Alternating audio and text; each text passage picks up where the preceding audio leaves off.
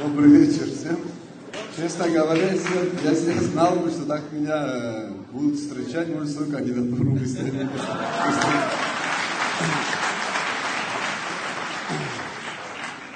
Сегодня сложное время, сложный период вообще всей этой оппозиционной нашей борьбы, которая пришла к выборам. Я нахожусь в команде людей, которые прошли определенный путь вместе. Да, он был сложный, может, кто-то нас не понимал, кто-то понимал, поддержка была не такая сильная, но сегодня наблюдается совсем другое. Ощущается, что народ наш понял, где правда, кто напротив нас стоит.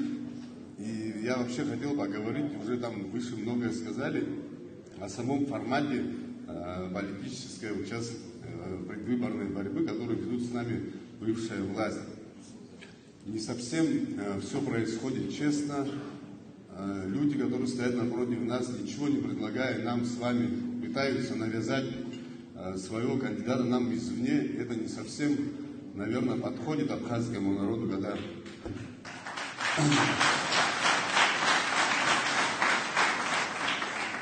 мы выбирали президента.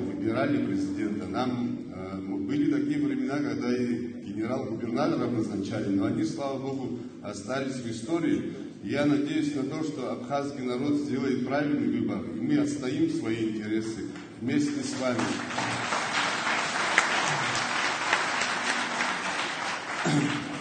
Я верю в наш народ, и я знаю, что у нас не запугаешь, не прогнешь, и все эти фальсификации, все эти встречи с чиновниками высокого уровня, конечно, мы всех их уважаем, но то, что происходит, это недопустимо.